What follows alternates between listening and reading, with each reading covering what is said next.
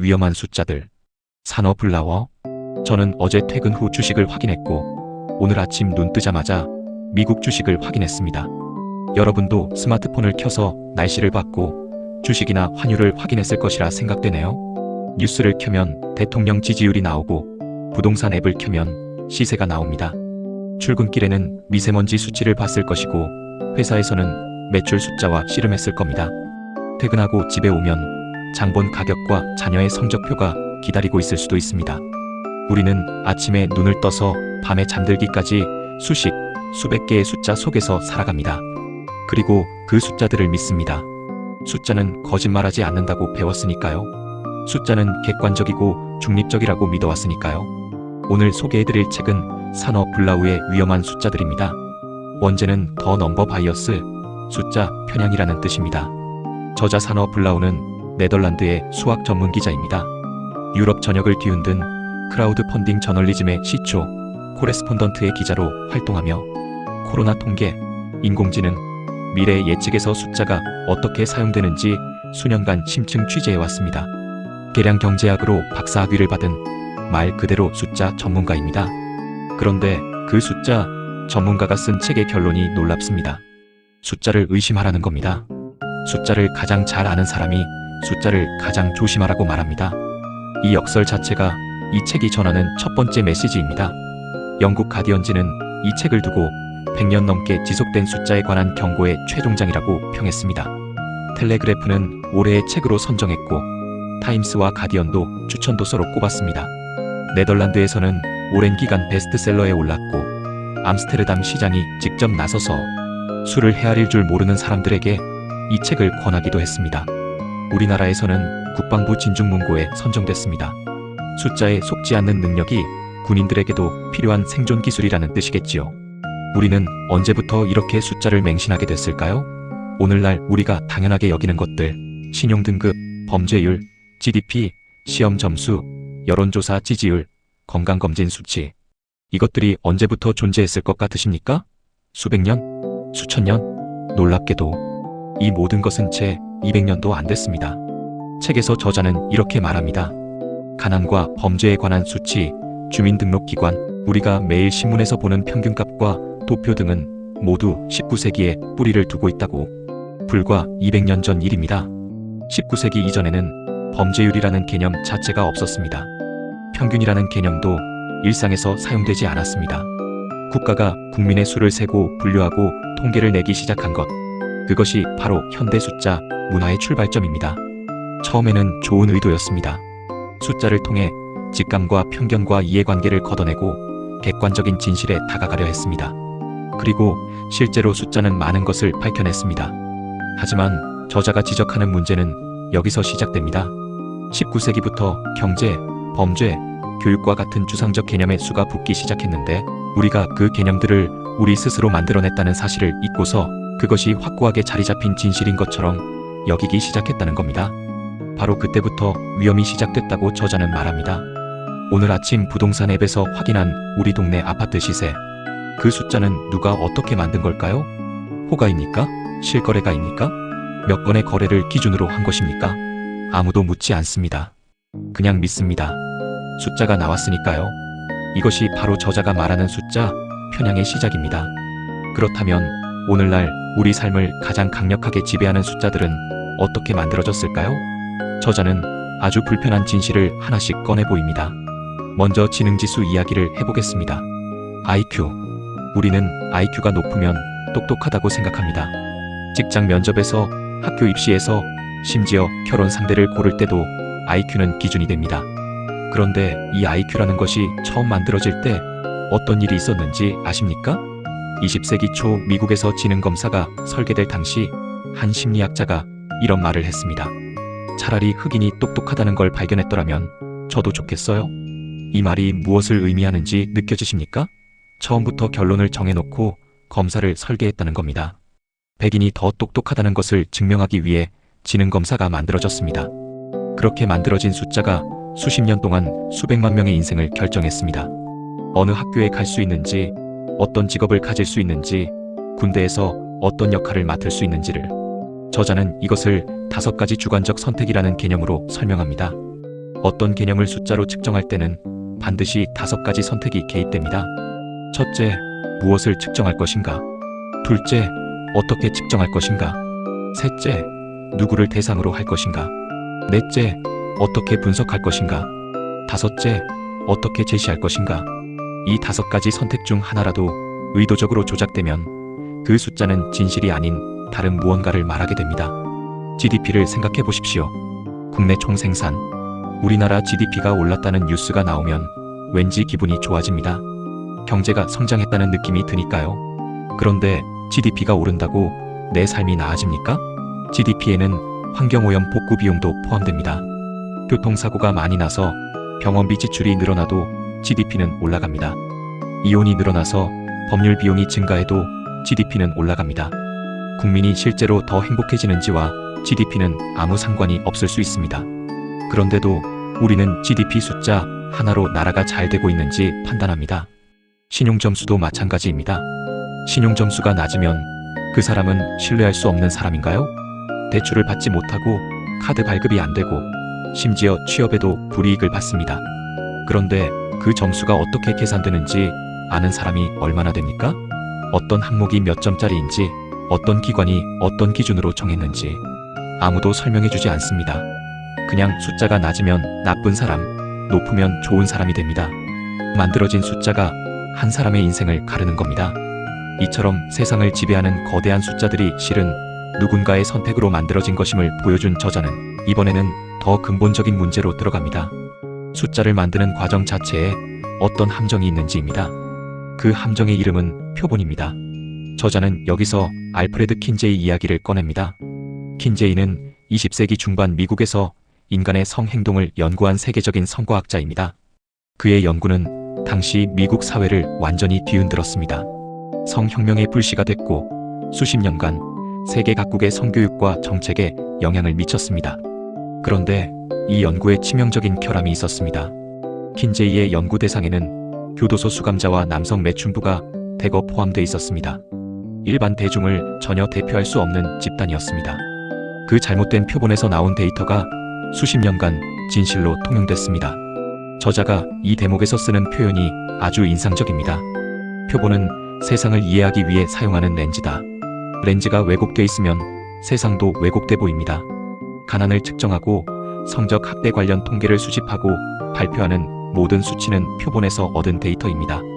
이런 종류의 조사에서 모두를 포함시키기란 불가능합니다. 그렇기 때문에 표본이 얼마나 대표성이 있는지를 항상 물어야 한다는 겁니다.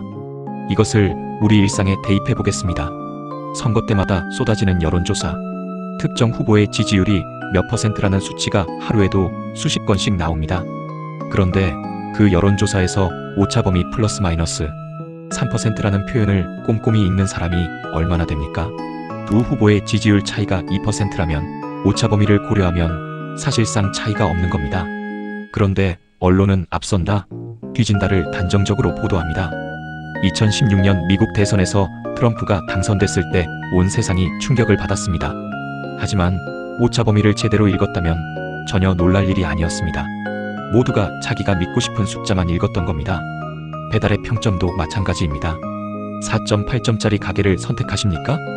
4.5점짜리를 선택하십니까? 대부분 4.8점을 선택합니다. 그런데 4.8점이 리뷰 5개 기준이고 4.5점이 리뷰 5,000개 기준이라면 어떻습니까? 표본의 크기와 대표성을 보지 않으면 숫자는 오히려 우리를 잘못된 선택으로 이끕니다.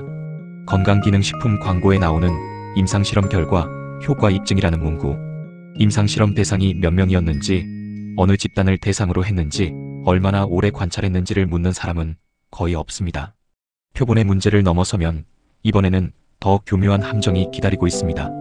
상관관계와 인과관계의 혼동입니다. 저자는 이것을 설명하기 위해 아주 충격적인 역사적 사례를 꺼냅니다. 흡연과 폐암 이야기입니다. 우리는 지금 흡연이 폐암을 일으킨다는 것을 상식으로 압니다. 하지만 이것이 과학적으로 확립되기까지 수십 년이 걸렸습니다. 1950년대에 이미 과학자들이 흡연과 폐암 사이의 강력한 연관성을 발견했지만 담배업계는 수십 년 동안 이를 막았습니다. 어떻게요? 통계를 이용해서입니다. 담배 회사들은 수많은 통계 전문가들을 고용해 이런 논리를 만들어냈습니다. 상관관계는 있을지 모르지만 인과관계는 증명되지 않았다. 다른 요인이 있을 수 있다. 우연의 일치일 수 있다. 심지어 역인과 관계일 수 있다.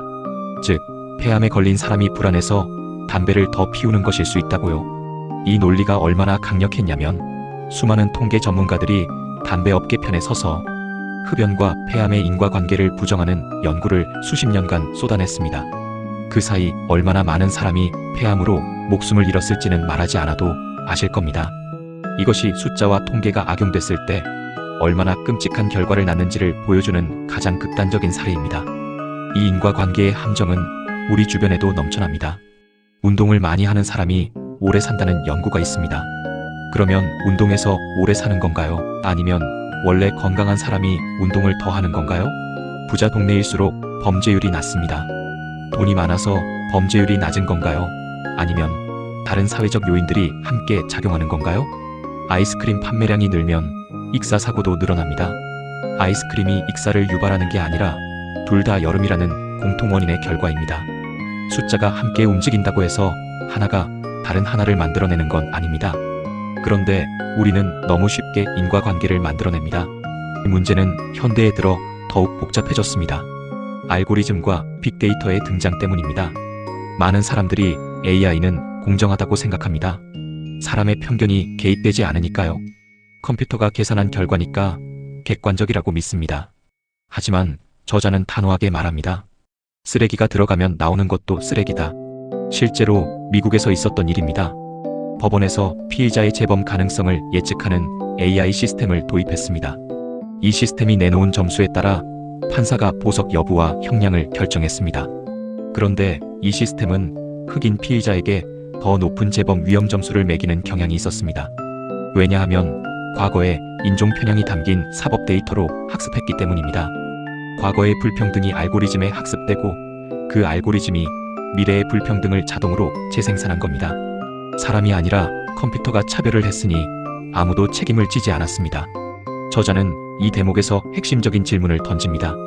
빅데이터가 세상을 더 좋게 만들 수는 있다.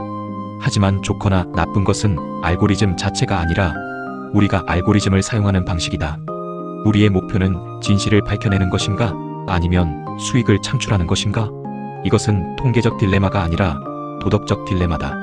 생각해 보십시오. 유튜브 알고리즘은 여러분이 오래 머물게 하는 영상을 추천합니다. 진실하고 균형 잡힌 정보를 주는 영상이 아니라 여러분의 감정을 자극하고 분노하게 만들고 공포를 느끼게 하는 영상을. 왜냐하면 그런 영상일수록 더 오래 보기 때문입니다. 오래 볼수록 광고 수익이 늘어나고요. 쇼핑몰의 추천 알고리즘은 여러분에게 필요한 물건이 아니라 마진이 높은 물건을 먼저 보여줍니다. 취업 AI 필터링 시스템은 어떤 기준으로 여러분의 이력서를 걸러내는지 아무도 알려주지 않습니다. 숫자와 알고리즘은 점점 더 우리 삶 깊숙이 들어오고 있는데 그것이 누구의 목적을 위해 설계됐는지는 점점 더 불투명해지고 있습니다.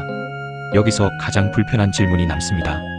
그렇다면 우리는 왜 이렇게 계속 속을까요? 왜 우리는 알면서도 교육을 받았으면서도 이렇게 계속 숫자에 휘둘릴까요? 저자가 인용하는 예일대 교수된 카한의 연구가 그 답을 줍니다. 실험 참가자들에게 허구의 피부 연고, 임상실험 데이터를 주고 계산하게 했습니다. 수학 능력이 뛰어난 사람일수록 계산을 더 잘 해냈습니다. 그런데 같은 데이터를 총기 규제와 연결된 통계로 바꾸어 제시하자 놀라운 일이 벌어졌습니다. 수학 실력이 뛰어난 사람일수록 자신의 신념과 반대되는 결론이 나오는 계산에서 실수를 더 많이 했습니다. 즉, 지식이 많을수록 자기가 믿고 싶은 방향으로 숫자를 해석하는 능력도 함께 커진다는 겁니다. 이것이 숫자 편향의 핵심입니다. 우리는 객관적인 숫자를 보는 게 아니라 내가 믿고 싶은 것을 확인해주는 숫자를 봅니다. 내가 지지하는 정치인의 지지율이 오르면 믿고 내려가면 조사 방식이 잘못됐다고 의심합니다. 아이의 성적이 오르면 시험이 공정했다고 생각하고 내려가면 시험 문제가 이상했다고 생각합니다. 우리가 아무리 교육을 많이 받아도 아무리 경험이 많아도 이 편향에서 완전히 자유로울 수 없습니다. 심지어 저자 본인도 숫자 전문가도 예외가 아니라고 고백합니다. 그렇다면 어떻게 해야 할까요? 저자의 대답은 명확합니다. 숫자를 버리라는 게 아닙니다. 백신의 효과, 중환자실 병상 수, 기후변화 데이터. 이런 것들은 숫자 없이는 알 수 없습니다. 숫자는 필요합니다. 하지만 숫자를 마주할 때마다 멈추고 의심하고 질문하는 습관이 필요합니다. 저자는 책의 마지막에 6가지 체크리스트를 제시합니다. 첫째, 이 숫자의 전달자가 누구인가? 정치인이 자기 정책에 유리한 통계를 내놓았는가? 특정 회사가 자사 제품이 좋다는 연구에 자금을 댔는가? 이해관계가 있는 사람이 만든 숫자는 더 꼼꼼히 살펴야 합니다. 둘째, 이 숫자를 보고 나는 어떤 감정을 느끼는가? 기분이 좋아지거나 화가 나거나 공포를 느낀다면 그 감정이 판단을 흐리고 있을 수 있습니다. 감정이 강하게 올라올수록 더 조심해야 합니다.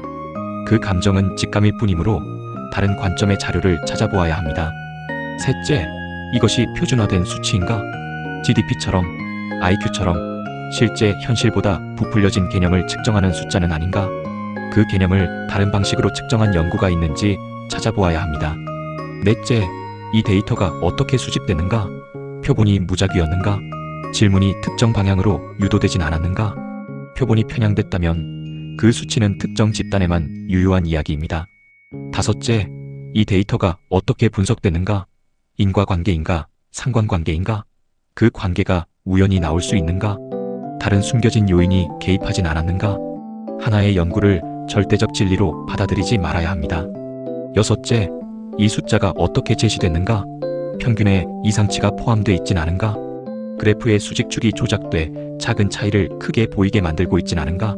확률 수치가 어떤 대상에 대한 비율인지 제대로 설명하고 있는가? 이 6가지 질문을 습관처럼 던질 수 있다면 우리는 숫자가 지배하는 세상에서 훨씬 더 자유로워질 수 있습니다. 완벽하게 모든 것을 검증할 수는 없습니다. 매번 모든 통계의 출처를 추적할 수도 없습니다. 하지만 적어도 멈추는 것, 한 번 더 생각하는 것, 이 숫자가 누구를 위한 숫자인지를 묻는 것, 그것만으로도 많은 것이 달라집니다.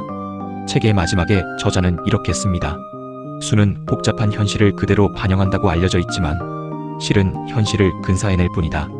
아인슈타인은 말했습니다. 의미 있다고 해서 모두 셀 수는 없으며 셀 수 있다고 해서 모두 의미 있지는 않다. 이제는 숫자를 원래 자리로 돌려놓아야 할 때입니다. 숫자는 세상을 이해하기 위한 도구입니다. 세상을 결정하는 것은 숫자가 아니라 우리입니다. 그런데 저는 여기서 특별히 40대, 50대 여러분께 드리고 싶은 말이 있습니다. 지금 이 시기가 인생에서 숫자에 가장 많이 속기 쉬운 시기입니다. 그리고 그 대가가 가장 크게 돌아오는 시기이기도 합니다. 먼저 건강 숫자입니다. 매년 건강검진을 받으시죠. 결과지에 빼곡하게 적힌 수치들, 콜레스테롤, 혈당, 혈압, 간 수치, 정상 범위를 벗어났다는 표시가 하나라도 있으면 덜컥 겁이 납니다.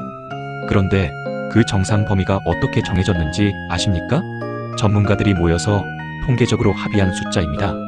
기준이 한번 바뀌면 어제까지 정상이었던 사람이 오늘 환자가 됩니다. 실제로 고혈압 기준이 낮아진 이후 하룻밤 사이에 수백만 명이 고혈압 환자가 됐습니다. 수치 하나가 바뀐 것뿐인데 갑자기 약을 먹어야 하는 사람이 된 겁니다. 건강 수치를 무시하라는 게 아닙니다. 하지만 그 숫자를 만든 사람이 누구인지, 그 기준을 정한 곳이 어디인지, 혹시 제약회사가 개입하지는 않았는지를 한 번쯤은 물어볼 필요가 있습니다. 다음은 노후 준비 숫자입니다. 요즘 각종 금융 광고에서 이런 말을 자주 보셨을 겁니다. 노후에 월 300만 원이 필요합니다. 은퇴 후 30년을 산다면 총 10억이 필요합니다. 이 숫자들이 어디서 나온 건지 아십니까? 금융회사들이 자사 상품을 팔기 위해 설계한 조사에서 나온 경우가 대부분입니다. 전달자가 누구인지를 보면 그 숫자의 목적이 보입니다. 노후 불안을 키워서 지금 당장 상품에 가입하게 만드는 것, 그것이 목적입니다. 물론 노후 준비는 중요합니다. 하지만 누가 만든 숫자인지를 모르면 공포에 이끌려 잘못된 선택을 하게 됩니다. 부동산 숫자도 마찬가지입니다. 우리 세대는 부동산 숫자에 인생을 걸어온 세대입니다. 집값이 오른다는 뉴스에 영끌을 했고 내린다는 뉴스에 밤잠을 설쳤습니다. 그런데 부동산 시세라는 숫자가 얼마나 허구적인지를 생각해 보신 적 있으십니까? 호가는 실거래가가 아닙니다. 실거래가도 단 몇 건의 거래로 만들어집니다. 매도자와 매수자의 특수한 사정이 반영된 그 몇 건의 숫자가 우리 동네 전체의 집값이 됩니다. 거기에 언론이 오르고 있다, 내리고 있다는 방향성을 붙이는 순간 그 숫자는 감정을 자극하는 무기가 됩니다. 자녀 교육 숫자도 빼놓을 수 없습니다. 수능 등급, 내신 점수, 학원 합격률. 이 숫자들이 아이의 미래를 결정한다고 믿는 시대에 살고 있습니다. 1등급과 2등급의 실제 점수 차이가 몇 점인지 아십니까? 오차 범위 안에 들어올 수도 있는 그 차이가 아이가 갈 수 있는 대학을 완전히 갈라놓습니다.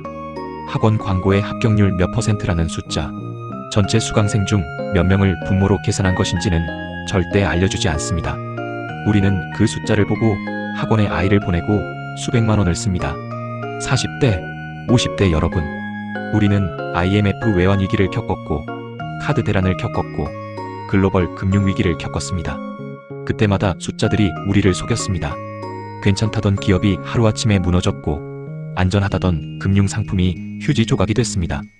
그 숫자들을 믿었기 때문에 많은 분들이 큰 피해를 입었습니다. 이제 우리에게는 더 이상 실수할 시간이 많지 않습니다. 지금부터라도 숫자 앞에서 한 번 더 멈추는 습관을 가져야 합니다. 이 숫자가 나를 위한 것인가? 아니면 나를 이용하기 위한 것인가? 이 질문 하나가 앞으로의 20년을 바꿀 수 있습니다. 내일 아침 눈을 뜨시면 또 수많은 숫자들이 여러분을 기다리고 있을 겁니다. 뉴스의 지지율, 건강검진 결과지, 자녀의 성적표, 대출금리, 배달의 평점. 그 숫자들 앞에서 딱 한 가지만 물어보십시오. 이 숫자를 만든 사람은 누구이고 그 사람은 무엇을 원하는가? 그 질문 하나가 여러분을 숫자의 노예에서 숫자의 주인으로 바꿔놓을 것입니다. 오늘 함께 살펴본 책은 산어 블라우의 위험한 숫자들이었습니다. 숫자가 넘쳐나는 시대에 가장 필요한 책입니다. 신용등급, GDP, 선거, 기후위기, 인공지능. 숫자가 만든 세상에서 진실을 발견하는 방법을 알고 싶으신 분들께 강력하게 추천드립니다. 구독과 좋아요 부탁드릴게요. 당신을 항상 응원합니다.